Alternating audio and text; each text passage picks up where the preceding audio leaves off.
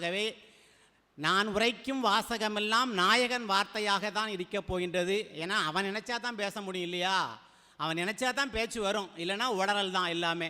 அதனால் அவனுடைய வாசகமாகவே நினைத்து கொண்டு பேச ஆரம்பிக்கின்றேன். எல்லா நாயன்மார்களை பற்றியும் நீங்கள் கேள்விப்பட்டிருப்பீர்கள். ஏற்கனவே இன்னும் 2 நாளில் நம்முடைய சகோதரியார் தேசமங்கையர்க்கரசி அவர்களும் இந்த பெரிய புராணத்தை பற்றி தான் பேச இருக்கிறார்கள். நான் இதிலே இந்த இளையான்குடி மாறநாயனார் என்பவரை பற்றி லேசாக தொட்டு காட்டிவிட விரும்புகிறேன். அதாவது விருந்தோம்பல் பண்பு என்று சொன்னாலே தமிழர்களுக்கு உரிய ஒரு மிகப்பெரிய ஒரு சொத்து அது. அந்த விருந்தோம்பல் பண்பில் வலுவாது நின்று அடியார் பெருமக்களுக்கு மிகப்பெரிய தொண்டாற்றியவர் இளையான்குடி மாறநாயனார். நீங்கள் பாருங்கள், பயங்கர மழை பெய்யுது, அடமழை பெய்யுது, கரண்ட் இல்லை, தெருவில் இருட்டாக இருக்குது. அப்பம் பார்க்க சிவபெருமான் வந்து இளையான்குடி மாறநாயனார் வீட்டுக்கு வர்றார். இவர் எப்போவுமே இந்த இக்கட்டான வேலையில் தான் சிவபெருமான் வருவார். அவருக்கு இதே பொழப்பு. நடுநிசி ஏற்கனவே இளையான்குடி மாறநாயனாரும் அவருடைய மனைவியும் அவர்களுக்கே உணவில்லாமல் பசியோடு வருந்தி வாடி இன்று ஒருவரையும் காணவில்லையே. அதாவது தன்னிடம் இருக்கும்போது பிறருக்கு கொடுப்பது வேறு, தன்னிடம் இல்லாமல் இருக்கக்கூடிய சூழலும் கூட இன்று யாருக்கும் நாம் உணவு படைக்கவில்லையே, என்ன செய்வது என்று வருத்தத்தோடு அவர்கள் பசியோடு பட்டினியாக படுத்திருக்கிறார்கள். அப்போ பார்க்க சிவபெருமான் வர்றாரு, வந்து கதவை தட்டுறாரு. இவர் கதவை திறந்து பார்த்த உடனே குலதெய்வம் கும்பிட போன தெய்வம் குறுக்க வந்து நிற்கிற மாதிரி, ஏப்பா அன்னைக்கு சிவபெருமான் சிவனடியார் வந்து விட்டார் வீட்டுக்குன்னு சொல்லி அவரை உள்ளே கூப்பிட்டு அவருக்கு பாத பூஜையெல்லாம் பண்ணி பலகை போட்டு அமர வைக்கிறாங்க. சாப்பாடு செய்யணும் அங்கே, அதை பற்றி அவர் யோசிக்கலை. சாப்பாடு செய்கிறதுக்கு ஒன்றும் இல்லை வீட்டில். மனைவிட்ட போய் கையை பிசைஞ்சிட்டு நிற்கிறார். என்னம்மா பண்ணுறது, சிவனடியார் வந்துட்டார், என்ன பண்ணுறது அப்படின்னு. இதே நம்ம வீடாக இருக்கட்டும், நடு ராத்திரியில் ஒருத்தர் வீட்டுக்கு வந்து பசியாக இருக்குதுன்னு ஒருத்தர் கூட்டு வந்து இவருக்கு சாப்பாடு போடுன்னு சொன்னால், ஐயோ உனக்கே சோறு இல்லைங்க, நீ ஊரில் உள்ளவங்களாம் கூட்டு வந்து சாப்பாடு போட்டுட்ருக்கியான்னு மிதித்து வெளியே பற்றிடுவாங்க. அதான் நடக்கும், இயல்பு தானே. ஆனால் அந்த அம்மா அதை யோசிக்கவே இல்லை. சிவனடியார் வந்து விட்டார், அவருக்கு சாப்பாடு படைக்க வேண்டும், அதுதான் அவர்களுடைய லட்சியம். எப்படி என்ன என்று அவருக்கு கையை பிசைத்து கொண்டு இருக்கும்போது அந்த அம்மா சொல்கிறாங்க, எனக்கு ஒரு உபாயம் தோன்றதுக்கு, நீங்கள் இன்னைக்கு காலையில் வயலில் நெல் விளைச்சிங்களா, அந்த விதை நெல், அந்த விதை நெல்லை போய் வாரிட்டு வாங்க. அந்த விதை நெல்லை வாரிட்டு வந்தால் ஒழிய வேறு அவருக்கு சாப்பாடு போடுறதுக்கு வேறு எதுவும் கிடையாது. இந்த ஒரு வழிதான் இருக்குது. செல்லல் நீங்க பகல் வித்திய சென்னல் மல்லல் முளை நீர் வாரி கொடு வந்தால் அல்லவாறு அமுதாக்கலும் ஆகும், மற்றல்லது ஒன்று அறியேன் என்ற அயர்வுரை என்று சேக்கிழார் பெருமான் சொல்கிறார். அதை வாரிட்டு வாங்க. இவருக்கு சொன்ன உடனே வறியவனுக்கு பொற்குவியல் கிடைத்த சந்தோஷம். இப்படி ஒரு மிகப்பெரிய ஒரு விஷயத்தை நம்முடைய மனைவி சொல்லிட்டாளேன்னு சொல்லிட்டு வேக வேகமாக அந்த தலையில் கூடையை எடுத்து கவுத்திக்கிட்டு, தெருவெல்லாம் இருட்டாக இருக்குது, மழை பெஞ்சு ரோடெல்லாம் தண்ணி போய்கிட்டு இருக்குது. அந்த நடு நிசியில் தட்டு தடுமாறி எழுந்து விழுந்து எந்திரிச்சு அப்படியே தடவி தடவி வயலுக்கு போகிறார். அந்த வயலுக்கு போய் பார்த்தா அன்னைக்கு காலையில் விளைச்ச அந்த விதைத்த அந்த முளை நெல்லாம் அந்த மழை நீரில் அப்படியே தண்ணியில் தேங்கி நிற்கிது. அதை பார்த்த உடனே அவருக்கு சந்தோஷம். அப்படியே வாரி அந்த கூடையில் அள்ளி கொண்டு வந்து வீட்டுக்கு கொண்டு வரார், வேகமாக கொண்டு வரார். இவர் சிவபெருமான் அழகாக ஜாலியாக படுத்து தூங்கிட்டு இருக்கிறார். என்ன தான் பண்ணுறாங்கன்னு பார்க்குமே அப்படின்னு சொல்லிட்டு கொண்டு வந்து கொடுக்குறாரு. கொடுக்கும்போது அந்த அம்மா சொல்கிறாங்க, ஐயோ இப்போ இது எரிக்கிறதுக்கு அடுப்பெரிக்கிறதுக்கு விறகு வேணுமே. உடனே பார்த்தாங்க வீட்டில் உள்ள கூரையை உடனே பிச்சாங்க. அடுத்து அமுது ஆக்கியாச்சு, அமுது வைக்கிறதுக்கு கறி வேணுமே. காலையில் விதைச்ச நெல்லை எப்படி வாரி கொண்டு வந்தாரோ அதே மாதிரி வீட்டுக்கு கொல்லைப்புறத்தில் அங்கே கீரை விதைத்திருக்காங்க, அந்த கீரையை போய் பிடிட்டு வந்தார். கறி சமைச்சாச்சு. சமைச்சிட்டு வந்து எழுப்புனா சிவபெருமான் வந்து சாப்பிட வர்றார். இப்போ இதில் என்னென்னா, அதுக்கடுத்து அவர்களுக்கு காட்சி கொடுத்தார், அவர்களுக்கு அருள் செய்தார், அதெல்லாம் வேற. ஆனால் திருவள்ளுவர் சொல்வார்கள்மா, வித்தும் இடல் வேண்டும் கொல்லோ விருந்தோம்பி மிச்சில் மிசைவான் புலம் என்று சொல்லுவார். அதாவது விருந்து செய்கிறவர்களுக்கு வயலில் விதையே விதைக்க வேண்டாமா, விதைக்காமலே விளையுமா. அதை உணர்ந்திருக்கிறார் பாருங்க. அதனால தான் விதை நெல்லை அள்ளி கொண்டு வந்து இங்கே சமையல் பண்ணுறார். எவ்வளோ பெரிய ஒரு விஷயம் பாருங்கள்.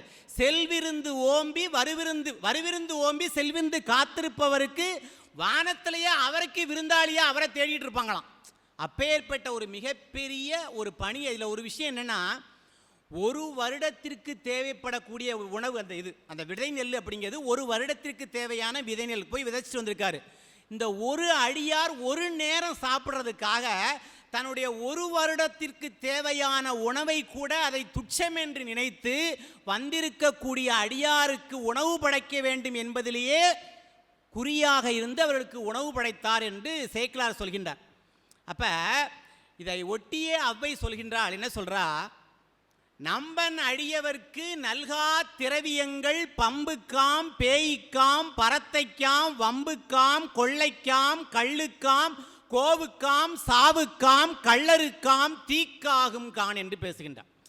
அடியவர்களுக்கு உணவு படைக்காமலும் அடியவருக்கு உதவாமலும் சேர்த்து வைக்கக்கூடிய செல்வம் எப்படி போகுமா? பம்புக்காம் சூனியத்தில் போயிருமா, பரத்தை பெண்களிடம் போய்விடுமா, பேயால் கவரப்படும், மாந்திரிகத்தால் அழிக்கப்படும், கள்வரால் கொள்ளையடிக்கப்படும், தீயால் எரிக்கப்படும், அரசால் வரி என்று அனைத்தையும் கவரப்படும். எப்ப நீ சேர்த்து சேர்த்து வச்சு அடியவர் பெருமக்களுக்கு உதவாம இருந்தால் இந்த சூழல் வரும். ஆகவே சேர்த்து வைக்காதே என்று சொல்கின்றார். பாடுபட்டு தேடி பணத்தை புதைத்து வைத்த கேடுகட்ட மானிடரே கேளுங்கள். இதை விட வேறு யாரும் சொல்ல முடியுமா? நம்மளை பார்த்து திட்ட முடியுமா? அந்த பாட்டுக்கு எவ்வளோ கொழுப்பு பாருங்க. நம்மளை பார்த்து கேடுகட்ட மானிடரேன்னு சொல்கிறாங்க. பாடுபட்டு தேடி பணத்தை புதைத்து வைத்த கேடுகட்ட மானிடரே கேளுங்கள். கூடுவிட்டு ஆவிதான் போயின பின்பு யாரோதான் அனுபவிப்பார் பாவிகால் அந்த பணம். இல்லையா? சேர்த்து சேர்த்து வைக்கிறோம் பணத்தை, சீட்டு போட்டு சேர்த்து வைக்கிறோம், பேங்கில் போய் இப்போ பேங்கில் போட முடியல, பேங்கில் போட்டால் அவன் கொள்ளையடிச்சிடறான், அதனால் பேங்கில் போட முடியல, அதனால் சீட்டு போடுறாங்க, என்னெல்லாமோ பண்ணி பணத்தை சேர்த்து வைக்கிறோம். சேர்த்து வச்சுட்டு கடைசியில் வாயை பிளந்துடுறான். அந்த பணம் எங்கே போகுது? யாருக்கோ ஒருத்தருக்கு, இனம் தெரியாத ஒருத்தருக்கு வீணன் சொத்து வம்பம் கையிலம்பாங்க இல்லையா? அப்படி போயிடுது காசு. அதைத்தான் சொல்கிறா, பாடுபட்டு தேடி பணத்தை புதைத்து வைத்த கேடுகட்ட மானிடரே கேளுங்கள். ஒரு சன்னியாசி 30 வருஷமா ஒரு மரத்துக்கு அடியில் இருந்து பிச்சை எடுக்கிறாரு. 30 வருஷமா பிச்சை எடுக்கிறாரு. வாரவங்க போகிறவங்களாம் எப்பொழுதும் இந்த மரத்துக்கு அடியில் தானே அவர் இருக்கிறான்னு சொல்லிட்டு வாரவங்க போகிறாங்க. அவர் அந்த ஊரில் ரொம்ப பழக்கமாயிட்டார். 30 வருஷமாக ஒரு ஊரில் இருந்தால் பழக்கமாக மாட்டாரா? இப்போல்லாம் சன்னியாசியை பார்த்தாலே, துறவிகள்லாம் பார்த்தாலே பெரிய பணக்காரன், அவங்ககிட்ட தான் இப்போ காசு பணம்லாம் இருக்குது. ஒரு நாள் இறந்து போயிடுறாரு. இறந்து போனவொடனே சரி இவர் இந்த மரத்தடியே தானே இருந்தார், இந்த மரத்தடியிலே புதைச்சிடலாம் இவரை, பாவம் எங்கே போய் இவரை தூக்கிட்டு அலையிறது அப்படின்னு சொல்லிட்டு இந்த மரத்தடியை தோன்றாங்க. அவர் தோண்டின இடத்துல தோண்டும் போது நங்குன்னு ஒரு சத்தம் கேட்கு. பார்த்தா உள்ள மிகப்பெரிய ஒரு புதையல், ஒரு பானை நிறைய தங்க காசை எவனோ புதைச்சி வச்சிருக்கான். அதில் தான் 30 வருஷமா இருந்து இந்த ஆள் பிச்சை எடுத்திருக்கான். பார்த்தீங்களா? அப்போ யார் சேர்த்து வச்சது யாருக்கும் உதவலை, எவனோ ஒருத்தன் புதைச்சி வச்சுட்டு போயிருக்கான். அது இந்த மேலேயே இருந்து பிச்சை எடுக்கிறவருக்கு கூட அது உதவலை.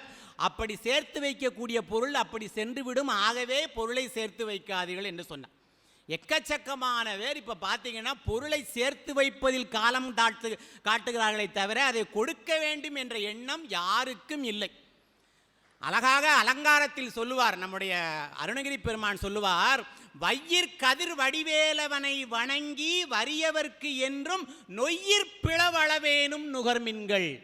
வெய்யிற்கு ஒதுங்க உதவாது வெறு உடம்பின் நிழல் போல கையில் பொருளும் உதவாதே காணும் கடைவழிக்கேன்னு பாடினார். வையிற் கதிர் வடிவேலவனை வணங்கி வறியவர்க்கு என்றும் நொய்யிற் பிளவளவு. ஒரு அரிசியை எடுத்து அந்த அரிசியில் பாதியாவது கொடு, நீ முழுசாலாம் கொடுக்க வேண்டாம், நீ சாப்பிடு, அதில் பாதியாவது கொடு. நொய்யிற் பிளவளவேனும் நுகர்மீன்கள் வறியவர்க்கு என்றும். கடைசியில் இந்த உடம்பினுடைய நிழல் எப்படி நமக்கு உதவாமல் போகுமோ அதுபோல் நம்ம கையில் உள்ள காசும் உதவாது ராஜா. இது எங்கேருந்து அவர் எடுக்கிறார்? பட்டினத்தார்லேருந்து எடுக்கிறாரு. காதற்ற ஊசியும் வாராது கான் என்றே படிக்கிறார்ல. காதற்ற ஊசி கூட வரப்போறது இல்லை இல்லையா? எதுக்கு தெரியுமா காதற்ற ஊசின்னு போட்டாரு? காது உள்ள ஊசினா நூல் மாட்டலாம். இந்த காது உள்ள ஊசியா இருந்துன்னா போகும்போது அதையும் எடுத்துக்குவான் நம்மாள்.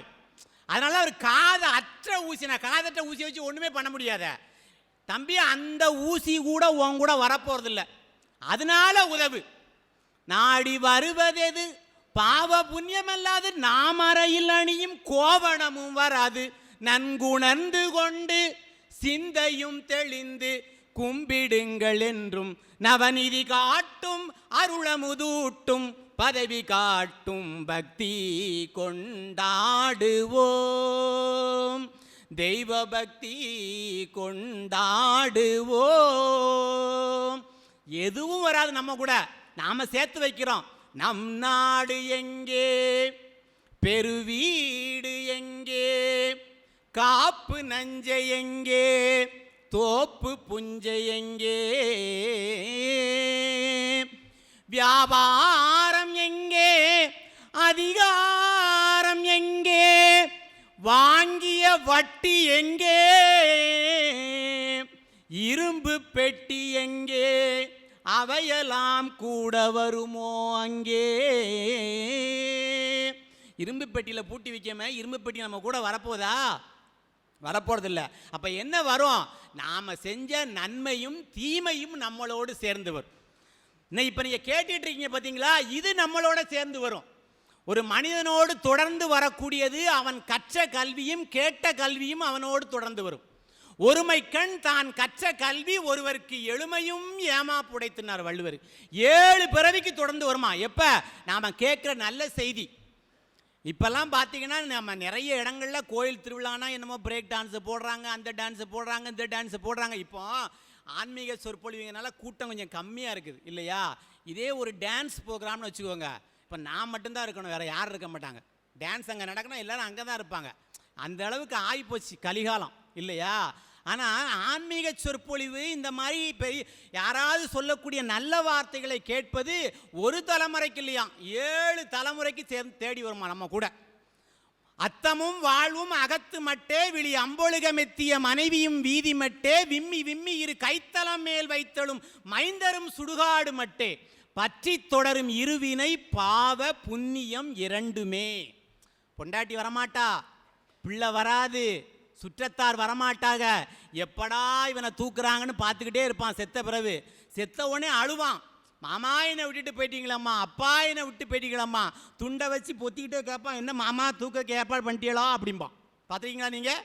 அழுகுற மாதிரியே பேசுவான், ஆனால் தூக்குறதுக்கு ஏற்பாடு நடந்துட்டான்னு கேட்பான். நீரினில் மூழ்கி நினைப்பு ஒளிந்தார்களேனார் திருமூலர்.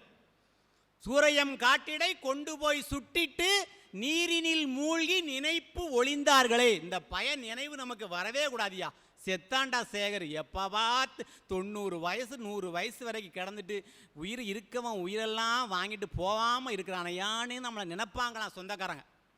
அப்பேற்பட்ட உறவுகளுக்கு இடையில் நாம் வாழ்ந்து கொண்டிருக்கின்றோம். ஆகவே 4 பேருக்கு கொடு இல்லையா? மனையாளும் மக்களும் தனமும் வாழ்வும் தன் வாயில் மட்டை, இணையான சுற்றம் சுடுகாடு மட்டை, திணையாமளவு. பார்த்தாரு, திணை கூட கொஞ்சம் பெருசு சொல்ல வேண்டாம், எள் அளவு. திணையை விட கொஞ்சம் எள்ளு கம்மியா. பட்னத்தார் சொல்றார், நான் சொல்லல. திணையாம் அளவு எள் அளவு தான் முன்பு செய்த தவம் தனையாள என்றும் பரலோகம் சித்திக்கும், இது சத்தியமேன்னு சத்தியம் பண்ணி சொல்றார். இதை விட என்னங்க சொல்ல முடியும்? ஒரு மிகப்பெரிய துறவி சத்தியமேன்னு சத்தியம் பண்ணி சொல்றார். நல்லது செய்யுங்க, நல்லதை கேளுங்க, பிறருக்கு உதவுங்க அப்படின்னு. நம்ம எதையும் கேட்குறதா இல்லை, எதையும் அவன் பாட்டு சொல்லிட்டு போட்டு நமக்கு என்ன சொல்கிறான்னு சொன்னால் என்ன, அவன் பாட்டு சொல்லிட்டு போட்டுன்ட்டு இந்த காலை வாங்கி இந்த காலை விட்டுட்டு நாம் என்ன நினைக்கிறோமோ அதை நடத்திக்கிட்டு இருக்கிறோம் இல்லையா? அதனால தான் அவ்வை சொன்னான், நீங்கள் இப்படி சேர்த்து வைக்காதீங்க, சேர்த்து வைக்கிறதுனுடைய அந்த பணலெல்லாம் இப்படி போய் சேரும் என்று பேசுகின்றார். நீங்கள் அவ்வையை பார்த்தீங்க என்றால் மிகப்பெரிய ஒரு புத்திசாலியான பெண். பொதுவாக பெண்களை பற்றி சொல்லும் பொழுது பெண் புத்தி பின் புத்திம்பாங்க. ஒரு விஷயம் நடந்த பிறகு ஐயோ இந்த விஷயம் நடந்துட்டே, இதை இப்படி செஞ்சுருக்கலாமே, இது அப்படி செஞ்சுருக்கலாமேம்பாங்க. ஆனால் வாரியார் சுவாமிகள் சொல்லுவாங்க, பெண் புத்தி பின் புத்தி, பின் எப்படி ஷார்ப்பாக இருக்குமோ அதுபோல கூர்மையான அறிவு உடையவர்களாம் பெண்கள். அந்த அம்மா அவ்வளவு அறிவுடைய பெண். நீங்கள் இளையான்குடி மாறநாயனாரை எடுத்துக்கொள்ளுங்கள். 63 நாயன்மார்கள் பாதி பேரை பார்த்தீங்கன்னா அந்த நாயன்மார்களுடைய மனைவி இல்லாமல் அவர்கள் இந்த பெரிய கைங்கரியத்தை செய்துவிட முடியாது. நீங்கள் இளையான்குடி மாறநாயனாரை கூட எடுத்துக்கொள்ளுங்கள், அவருடைய மனைவி ஒத்துக்கொள்ளவில்லை என்றால் இதை செய்ய முடியுமா? இளையான்குடி மாறநாயனாரை கிடைத்திருக்க மாட்டார் நமக்கு. அந்த அம்மா அந்த யோசனையை சொல்லி அவருக்கு வந்தவருக்கு சாப்பாடு பரிமாறவில்லை என்றால் இளையான்குடி மாறநாயன் நமக்கு எப்படி தெரியும்? ஆனால் அந்த அம்மாவுடைய பேர் நமக்கு தெரியாது. சிறுத்தொண்டரை எடுத்துக்கொண்டால் நீங்கள் திருவெண்காட்டு நங்கை திருவெண்காட்டு நங்கை இல்லை என்றால் சிறு தொண்டர் செய்ய முடியுமா அந்த பணியை? அப்ப எல்லாவற்றிற்கும் பின்னால் பெண்கள் இருந்து கொண்டிருக்கிறார்கள் இல்லையா? பெண்கள் இல்லை என்றால் இந்த செயலை செய்ய முடியுமா? அதனால் தான் பெண்களுக்கு நம் நாடு மிகப்பெரிய ஒரு முக்கியத்துவத்தை கொடுத்தது. அந்த பெண் குலத்தில் வந்தவர் ஔவையார். அவர் சொல்றா, அதாவது ஆதிக்கும் பகவானுக்கும் மகளாக பிறந்தார் என்று ஒரு கர்ண பரம்பரை செய்தி ஒன்று உண்டு, செவிவெளி செய்தி ஒன்று உண்டு. ஔவையார் யாருக்கு பிறந்தார் என்று, அவருடைய பெற்றோர் யார் என்று சொல்லும் பொழுது ஆதி பகவன் என்று சொல்வார்கள். ஒரு பாணர் குலத்திலே அவள் பிறக்கிறாள். பிறந்த பிறகு அந்த ஏற்கனவே ஒப்புதல் செய்திருக்கிறார்கள், இந்த குழந்தை பிறந்தவுடன் இந்த குழந்தையை உங்களிடத்தில் ஒப்படைத்து விட்டு நாங்கள் சென்று விடுவோம் என்று சொல்லியிருக்கிறார்கள். அப்படி குழந்தையை ஒப்படைத்து விட்டு அவர்கள் பெற்றோர் செல்லும் பொழுது அந்த குழந்தை வாய் திறந்து வெண்பா பாடியதாம். குழந்தை எப்படி பாடும்லாம் கேட்கக்கூடாது, ஔவை பாடியிருக்கிறான். அந்த அம்மா, அவங்க அந்த ஔவையாரோட அம்மா கஷ்டப்பட்டுருக்காங்க. ஐயோ குழந்தையை விட்டு போகிறோமே, நம்ம பிறந்த குழந்தையை இவங்கள்ட்ட கொடுத்துட்டு போகிறோமே, அவங்கள்ட்ட நம்ம வாக்கு கொடுத்துட்டோம், அதனால் விட்டுட்டு போகிறோமேன்னு வருத்தப்பட்டிருக்காங்க. இது அந்த குழந்தை பார்த்து தான், இட்டமுடன் எந்தலையில் இன்னபடி என்று எழுதிவிட்ட சிவனும் செத்து விட்டானோ பாடுதான், குழந்தை பாடுது, ஔவை பாடுறா. இட்டமுடன் எந்தலையில் இன்னபடி என்று எழுதிவிட்ட சிவனும் செத்து விட்டானோ, முட்ட முட்ட பஞ்சமே வந்தாலும் பாரம் அவனுக்கண்ணாய் நெஞ்சமே எண்ணாதே நீ. என்னை படைச்சவன் அவன், என்னை எந்த இடத்துல வைக்கணும், என்ன நிலைமைக்கு என்ன ஆளாக்கன்னு அவனுக்கு தெரியும். அவன் என்ன செத்தா போயிட்டான்? யார? சிவபெருமானை பார்த்து கேட்குறான். நாம் கேட்க முடியுமா? இந்த மாதிரி இந்த துணிச்சல் யாருக்கு வரும்? அது எப்படி இறைவனை எப்படி திட்டுறாங்கன்னு நம்ம நினைக்கலாம். இன்னும் ஔவையார் இறைவனை போய் செத்துட்டானன்னு சொல்கிறானன்னு நினைக்கலாம். ஆனால் உரிமையின்பால் பட்டு வரக்கூடிய ஒரு கோபம் இது. நாம் உரிமையாக இருக்கும்போது வயதானவர்கள் கூட நாம் சொல்லுவோம், வாடா போடான்னு கூட பேசுகிறதெல்லாம் பார்த்துருக்கோம். அது உரிமையின்பாற்பட்ட கோபத்தால் பேசக்கூடியது. நம்முடைய நடராஜர் பத்தில் சிவபெருமானை ஒருவர் பாடுவார், நொந்து வந்தேன் என்று 1000 சொல்லியும் நின் செவியில் மந்தம் உண்டோ, நுட்ப நெறி அறியாத பிள்ளையை பெற்றபின் நுவலாத தந்தையுண்டோ, சந்தம் என்று உன்னடியே தஞ்சமும் அடைந்த பின் தளராத மனமும் உண்டோ, சந்திமுகன் 6 முகன் 2 பிள்ளை இல்லையோ தந்தை நீ மலடுதானோ, விந்தையும் ஜாலமும் உன்னிடம் இருக்கிறே வினையொன்றும் அருகிலேனே, வேதமும் சாஸ்திரமும் உன்னையே புகழுதே வேடிக்கை இதுவல்லவோ, இந்த உலகீரேழும் ஏனளித்தாய் சொல்லு இனி உடை விடுவதில்லை, ஈசனே சிவகாமி நேசனே எனையின்ற தில்லைவாழ் நடராஜனே என்று பாடுவார். யார? சிவபெருமானை பார்த்து நீ மலடான்னு கேட்குறாரு. உனக்கு 2 பிள்ளைகள் இருக்குல்ல, முருகன் ஒருத்தர் இருக்கிறாரு, விநாயகர்னு ஒருத்தர் இருக்கிறாரு, நீ என்ன மலடா, நான் கேட்குறது உன் காதில் விழலையா, நான் பேசுறது உன் காதில் விழலையா அப்படின்னு கேட்குறாரு. அது உரிமையின் பார்ப்பட்டு இறைவனை திட்டுவது. அதே மாதிரி இவா திட்டுறா, என் தலையில் என்ன எழுதியிருக்கானோ அது நடக்கும், நீ போயிட்டு வா. வகுத்தான் வகுத்த வகையல்லால் கோடி தொகுத்தார்க்கும் துய்த்தலறி. ஒரு மிகப்பெரிய செல்வந்தர், 5000 மூட்டை பச்சரிசி வருது, 5000 மூட்டை புழுங்கல் அரிசி வருது, கேழ்வரகு வருது, சோளம் வருது, வயலில் விளையிற அத்தனை பொருளும் வருது வீட்டுக்கு. அந்த அம்மா காலைல அவருக்கு சாப்பாடு வைக்கிறாங்க. அவருக்கு முன்னாடி எழுத்த சேரில் அந்த வீட்டில் பணி செய்யக்கூடிய வேலையாள் உட்காந்துக்கிறாரு. வேலையாள் தட்டில் பார்த்தீங்கன்னா நல்லா 6 இட்லியை நல்லா அப்படி பிச்சு விட்டு சாம்பாரை நல்லா தட்டு நிறைய ஊற்றி மல்லி சட்னி, தக்காளி சட்னி, கதம்ப சட்னின்னு 4 சட்னி வச்சு மிளகாப்பொடி வச்சு நெய் ஊற்றி இவ்வளவும் திங்கிறான் அந்த ஆள். இவருக்கு அந்த அம்மா ஒரு கிண்ணத்தில் ஒரு மூடியை கவுத்தி வச்சு கொண்டாந்து வச்சுது. ஐயா நீங்கள் சாப்பிடலையா, அந்த சாப்பிட்றேன் அப்படின்னு சொல்லி அந்த மூடியை திறந்தா இந்த இவ்வளோண்டு கேழ்வரகு களி. அவருக்கு அவ்வளவு சொத்து இருக்கு, ஆனால் அவர் இதைத்தான் சாப்பிடணும். சோறை தொட்ட நீ கெட்டேன்னு இருக்காரு டாக்டர், என்ன பண்ண முடியும் அவர்? அப்போ அவ்வளவு அதைத்தான் திருவள்ளுவர் சொல்றாரு, வகுத்தான் வகுத்த வகையல்லால் கோடி தொகுத்தார்க்கும் துய்த்த. என்ன இருந்து என்ன சாப்பிட முடியலையே, நமக்கு அவ்வளவு பொருள் இருந்து என்ன பண்ண முடியும்? அதான் அப்பை சொல்றா, எனக்கு விதி அது, நீ கிளம்புங்க அப்படிங்கிறா. அவ்வளவு மாறி இல்லறத்தை பற்றி கல்யாணம் பண்ணல, ஆனால் இல்லறத்தை பற்றி அவ்வளவு அருமையாக சொல்லியிருக்கிறார். இல்லாள் அகத்திருக்க இல்லாதது ஒன்றுமில்லைங்கிறார். மனைவி என்ற ஒருத்தி மனதில் இருந்தாள் என்றால் அந்த மனிதனுக்கு இந்த உலகத்தில் இல்லாத பொருளே கிடையாதுங்கிறார். அப்படி சொன்னவதான் சொன்னா, ஏசி இடலின் இடாமை நன்று எதிரில் பேசிய மனையாளின் பேய் நன்று, வங்கணத்தில் நன்று வலிய பகை வாழ்விலா சங்கடத்தில் சாவதே மேல்னா.